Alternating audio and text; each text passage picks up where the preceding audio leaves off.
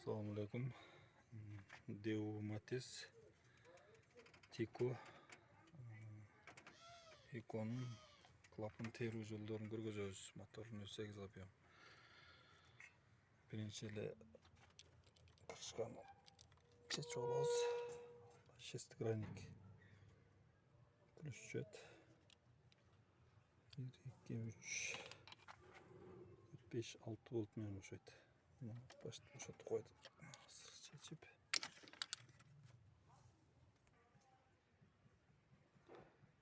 Мынакей болттарын чечип алдык. Крышканы чечебиз.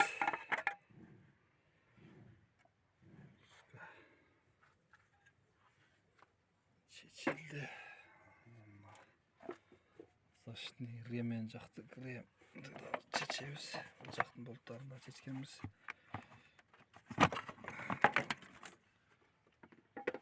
Чечилди. Түшүндүрө кетсек, крем зубчатый ремень жакты. Бул жакта да бир метка бар. Көрсөңүздөр болот. Бул метканы меткага туштайбыз. Тилинген. Бул жерде шкифтин стопоруна окшогон кире турган жери бар. Болттун чекесине ушуга да туштасаңыз болот. Асты жагы ушу белгилүү болот. Азыр терүү жолдорун көргөзөбүз. 1, 2, 3, 4. Şu 1, 2, 3, 4'ünü bir tereyüz. Kirüçüden ikonu, iko, çıgı ocağından 1, 2. Hazır. Bizden kolumuzda mınday şup durat. Bu şup bizge 15 кирүүгө гана колдонурабыз. Мына кирүүчү клапан жактарына гана. Чыгуу немесине 30. Мына жерде 30, 0.30. 0.15ке кирүү, чыгууга 0.30. Ушунда алып теребиз. Азыр ал жерде кирүү жагын терелик.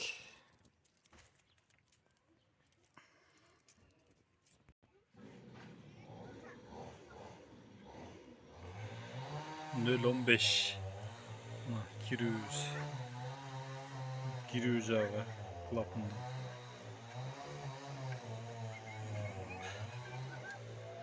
Экинчи поршендики жакта кирүү жагы 15. Кайталап кетсек, бул жерде мына ал жакты карап турганда метка буга тушталып, мына ямкага ал жерде кесиктен. Ошол учурда биз биринчи поршен, биринчи свечадагы 1, 2, кийинки немедеги 3-чү поршендеги 3, 3-чүсү менен 4. 4-өнү bir регилировка кылып алабыз. 1, 2, 3, 4. Şu 4'e gana. Hazır 4'ün 15'ke kirүүnü 15'ke koyduk. Okey. Yeni bir çoğutat. Burada ошондой. Тиштеп калбаш керек. Орточо немеде кирип чыгыш керек. Мынысы сәл көбүрөөк неме болот. Ушуну азыр кичине кысып коебуз, ошондо өзүнүн келип калат. Мынакей 12 накидной менен ошоттук. Ошотуп үстү жагын отвертка, минус отвертка менен кармайбыз. Көргөзөбүз азыр. Neçe gerek bolsa 15.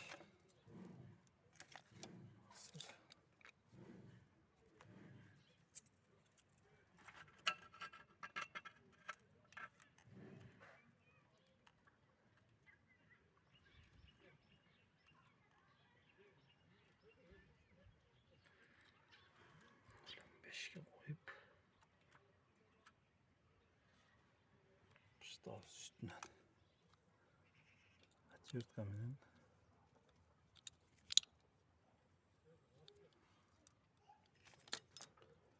көп kısmay turamaz gerek. Bunu kısıp aldı. Azmaz boşaltıyoruz. Daha görüyoruz.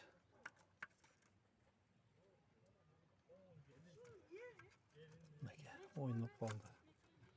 Hem uç turşunda pişti az gayrı. Астыңкы болтты кармап, үстүңкү минусқа төртканы салып кармап катырабыз. Ошол учурда катат бул. Азыр биз катырдык. 15. Кеңери ойнап кирип атат. Көп деле кыспаш керек, көп деле ойнабаш керек, орточо.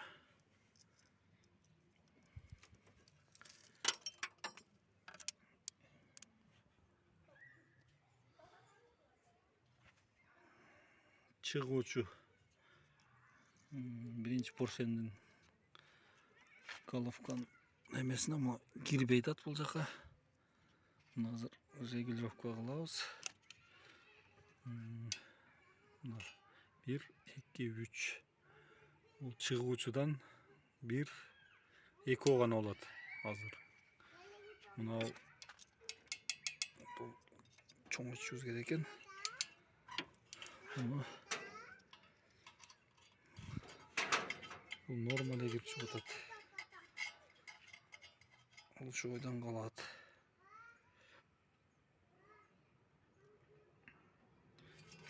Боюнча.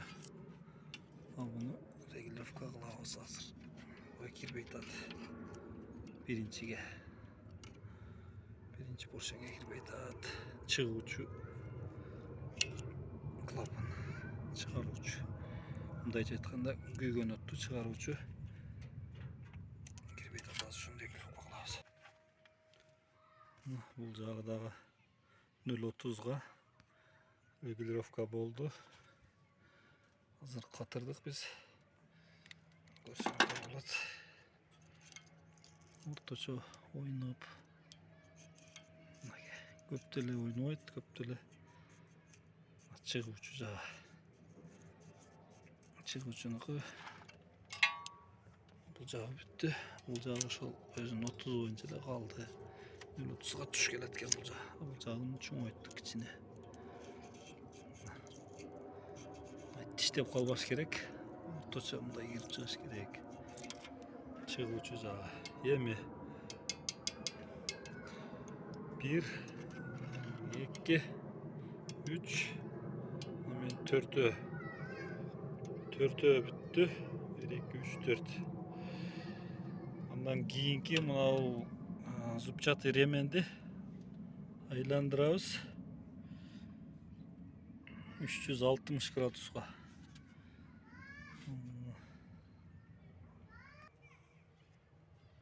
360 градуска.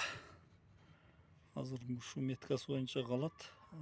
Кийинкисине айландырганда астыңкы бул жерде 610 деген мына үстүнө кайрылып кетиш керек. Бул жерде меткага. Көргөзгөн меткабызга келет. Үстүңкү меткага. Азыр айландырабыз. Күч менен 360 градуска айландырабыз.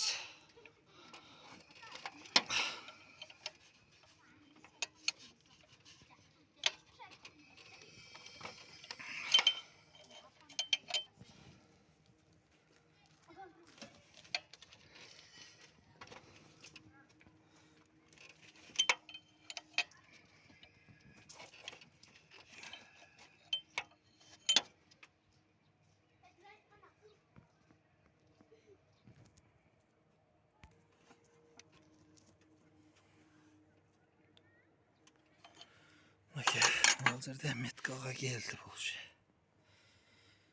Көргөзө кетсек караңгы кирип калды. Мына 610 үстүгө чыкты. Ал жерде меткага чыкты бул. Ошондо кийинки клапандар тартыла турган.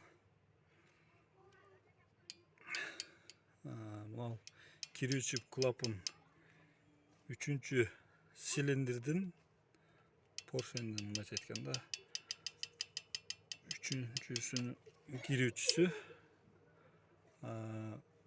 чыгуучунун 1-чи, 2-чи поршендин чыгуучусу. Экөө гана регулировка болот.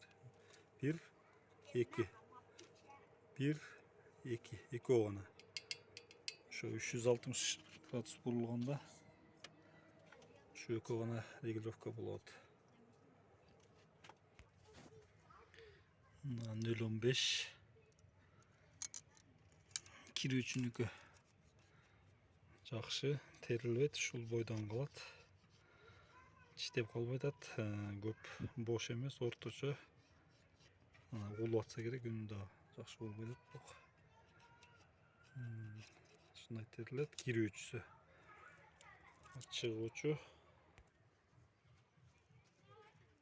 чыгуучу клапан 30.030.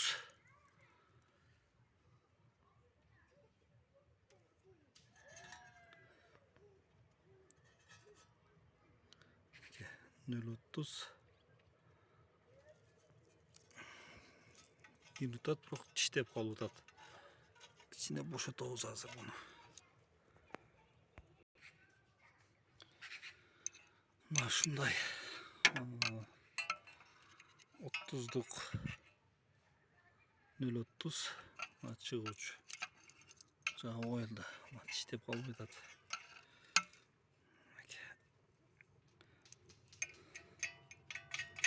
Akıllı klapımız terip bitti. Mana şunda alıp tersеңиздер болот.